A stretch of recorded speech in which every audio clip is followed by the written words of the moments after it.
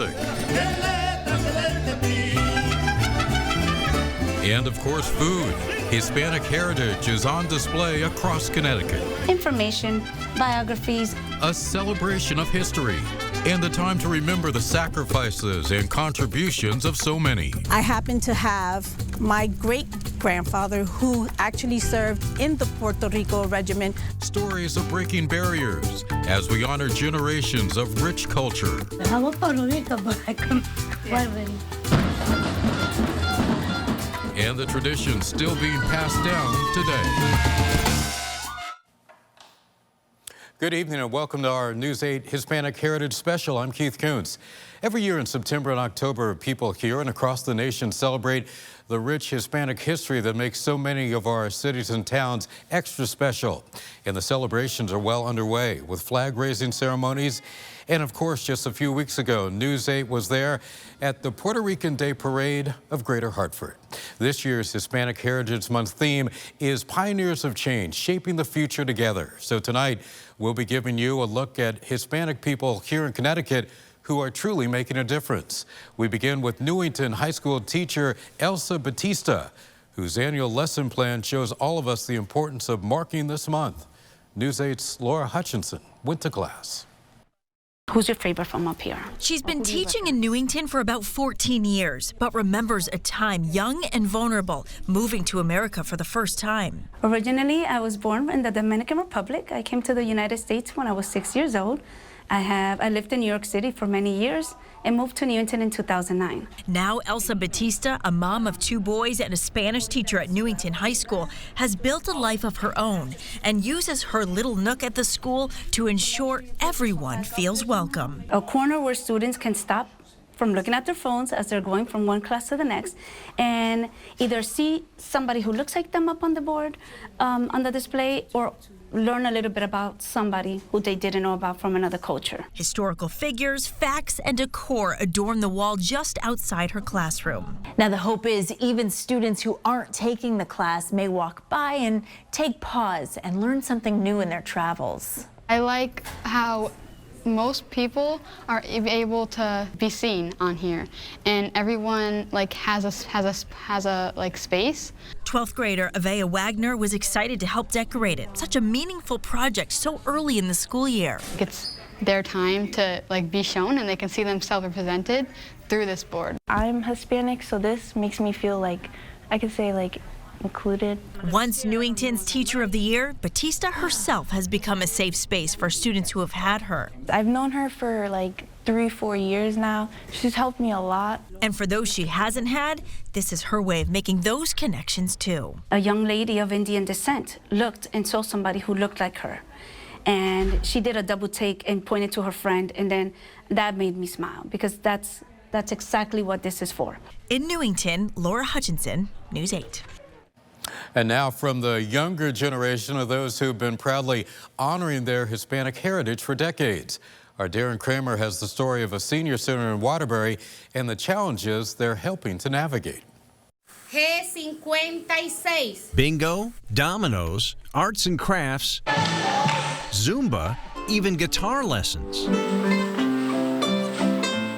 The La Casa Bienvenida Senior Center has been bringing together members of the Hispanic community for 50 years. I like everything. It helps seniors with socialization. It gives them a safe space, to be in.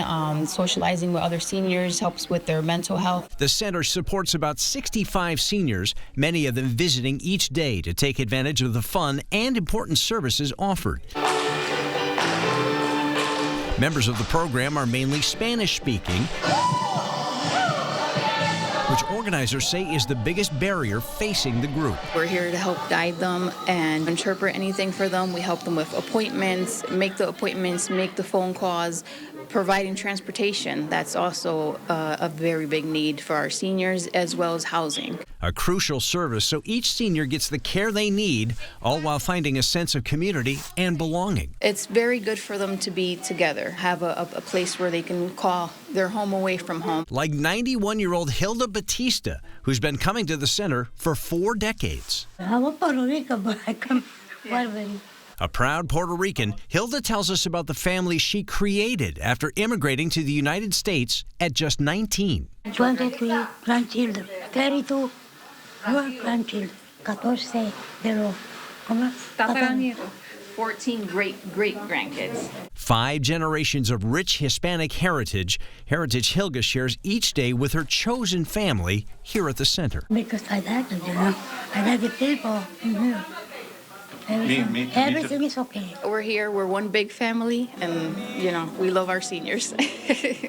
In Waterbury, I'm Darren Kramer, News 8. That is a beautiful program. Salsa, merengue, flamenco. There are so many types of dances rooted in Hispanic culture. One of them, Mexican folkloric dance, is taught to teenagers and college-age women at the Spanish community of Wallingford. It's a mission that they share with culture and to build confidence.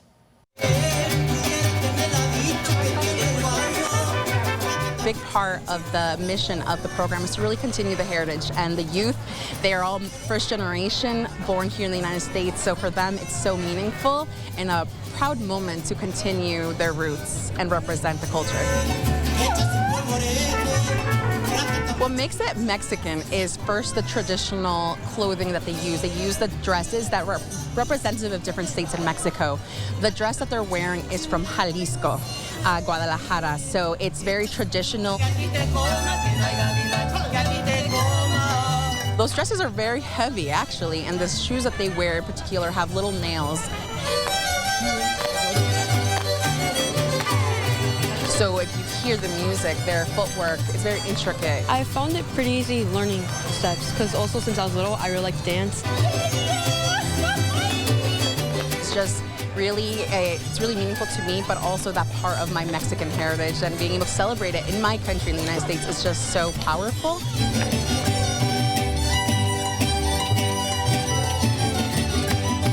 But also just an opportunity for me to continue my traditions. It's mostly the culture that matters, and also it's just to have fun.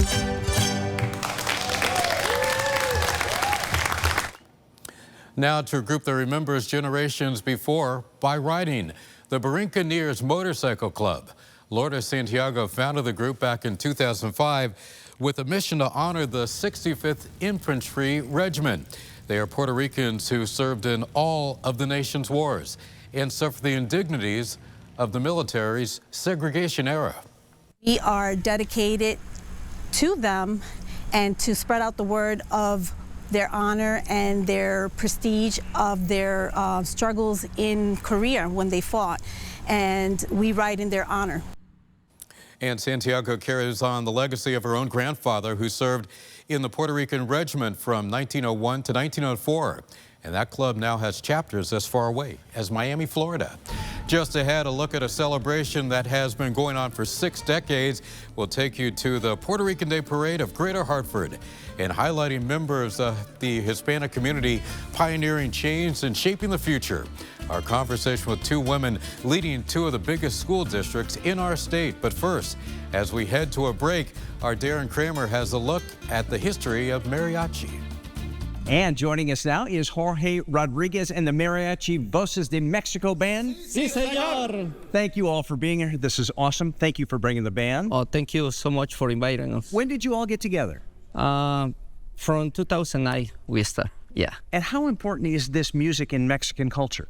It's very important because we represent Mexico, the culture, so it's very important for us to play the music in another countries. You play beautifully. Let's hear some. Thank you so much. Okay, gentlemen, take it away. Here we go.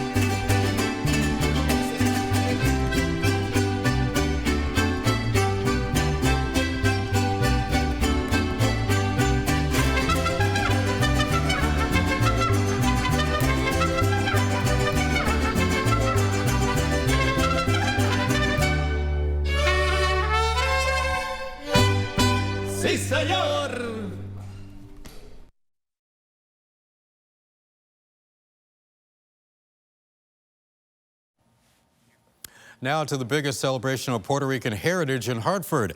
I'm talking about the Puerto Rican Day Parade, an annual tradition in the capital city for 60 years now. News 8's Jane Chaco takes us there. Being Puerto Rican is a really big thing because our culture has been around for many years and we're just here to embrace it. From Frog Hollow to Bushnell Park, hundreds of Puerto Rican flags are waving. The Connecticut Institute for Community Development throws this annual parade now in its 60th year. The young attendees are some of the most excited. I came to the parade is because it's fun here and there's a lot of things to do. The parade took a new route this year, spanning almost 2 miles across the city. 3,000 marchers made their way through the streets, the music and dancing got people moving, driving up the energy. Dressed in colorful costumes as iconic Puerto Rican characters. The Gigante is a traditional character that we use in Puerto Rico in every carnival. We visited every city, every town in Puerto Rico through the whole year. And the parade wouldn't be complete without royalty. Current and past Miss Puerto Ricos marched along with pride. We just want to educate people about the culture, our tradition, and we welcome everybody. We love Puerto Rico. Puerto Rico representa. Aquí estamos para representar nuestra isla. And in the crowd, some familiar faces. News 8's very own team taking part in the festivities. A bit of the island brought to Hartford for a day filled with Boricua spirit. And that was News 8's Jane Chaco reporting. Now to the school superintendents of New Haven and Hartford. At the helm in both districts, 2 Puerto Rican women. They're proud of where they've come from and how their roots got them to where they are today. Hispanic Heritage Month, and you two are role models for young Latino children across our entire state, both boys and girls. What does it mean to be a leader, and tell me about your journey? I am a proud Puerto Rican, a proud Boricua who came to Connecticut at the age of 10. And I think right now I'm really living like my dream, right? I want to be able to show students like me that maybe came into this country having to learn a second language, learn a new culture, just to show that it's possible, like it really is possible. And for me, it was about changing a whole cycle of poverty that existed in my family. So I hope that when children see me, when they hear about my story, that they believe that they also can aspire to so many things. And what is your message to a young girl watching right now? Perhaps from Puerto Rico. It takes me back to my own journey when it was my teacher, my first teacher in the mainland. She happened to be a Puerto Rican woman, and I identified with her immediately, and I knew I wanted to be an educator. So Aspire and our educators and representation, it matters for that reason. It really is remarkable how many women of Puerto Rican descent are now in positions of power in our state doing some great things. So we appreciate you both being here today. Dr. Leslie Torres-Rodriguez from the city of Hartford and Dr. Madeline Negron from the city of New Haven. Thank you so much. Best of luck to you both. Yes.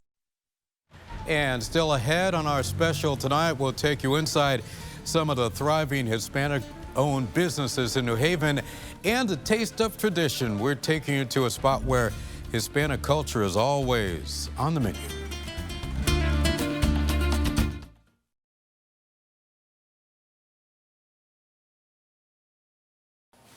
Welcome back. Now to building a business network to provide the Hispanic community with cohesion and strength. That's been the goal of the Spanish American Merchants Association. News 8's Ken Houston takes us to the block of business success in New Haven. Grand Avenue, part of the heart of the Elm City, a bustling corridor where businesses line the streets. We come over here because they have great deals at the meat market over here, and now I'm still coming here. I live from Meriden, I come all the way down here to this meat market. Grand Beauty Supply is also located in what's considered a predominantly Hispanic community. We still have the business for 10 years. And business is thriving, partly because of guidance provided by the Spanish American Merchants Association, also known as SAMA. They know how to cook, they know how to be a good carpenter, but they don't have knowledge about the legal environment, the permits, the licenses. There are more than 100 businesses along Grand Avenue and Ferry Street providing lots of job opportunities. But before those business owners can actually open their doors, there are certain things that they need to know. That information is found right here in the offices of SAMA.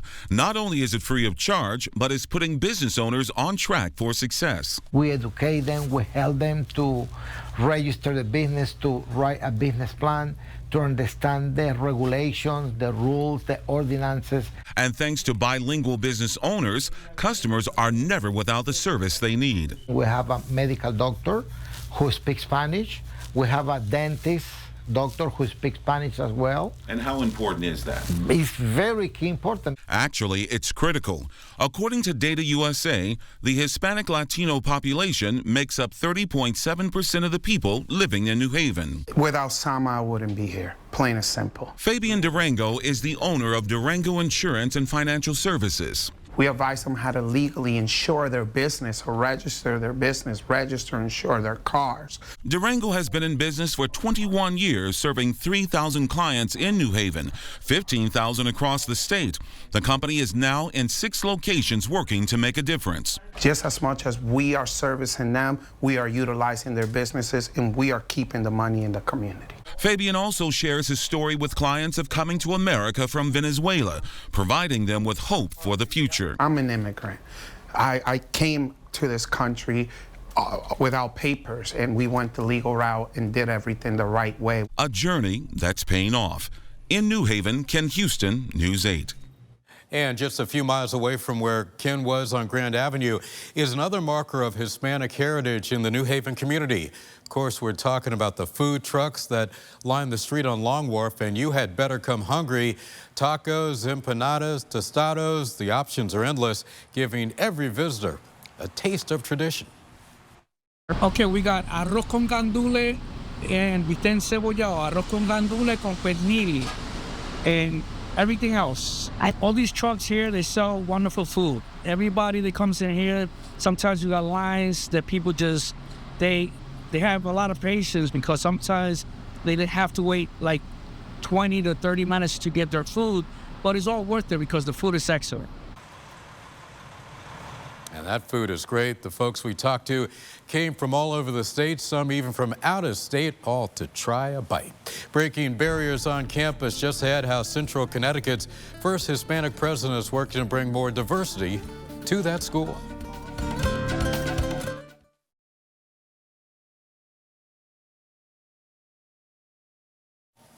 And finally tonight, the first female and first Hispanic president in Central Connecticut State University's history. Jane Chaco sat down with her. Our history. Born and raised in Puerto Rico, Dr. Zolma Toro wanted to be a lawyer like her father. He advised against it, so she pivoted to engineering. She completed her undergraduate degree at the University of Puerto Rico before moving to the United States for her master's and PhD. I was very focused on my goals. And as I said, my father had a lot to do with that because since very early in my life, I had to manage his expectations. In the classroom, Toro was oftentimes the only Hispanic and the only female. She says she persevered with her father's tough spirit and the help of 2 faculty members. Both of them white males. And it's important for me to recognize that a lot of white males has helped me through my journey. No Hispanic, no females. How does that make you feel? Well, it feels like I have a responsibility. Toro's mother was a school teacher. Following in her steps, Toro's career in higher education began with the goal to help others. She was a leader at several universities before coming to CCSU in 2017. The Hispanic student population then was at 11%. Now it's 20%. And that's what motivates me every morning when I come to work. The possibility of opening doors, providing access to higher education to people who look like me. Toro is proud of the progress, but hopes to get that number up to 25%. Her advice to students is brief. Being compassionate in everything you do is important, but hard work, it's a must. Jane Chaco, News 8. That'll do it for us in our Hispanic Heritage Special. Thank you for watching and have a great evening.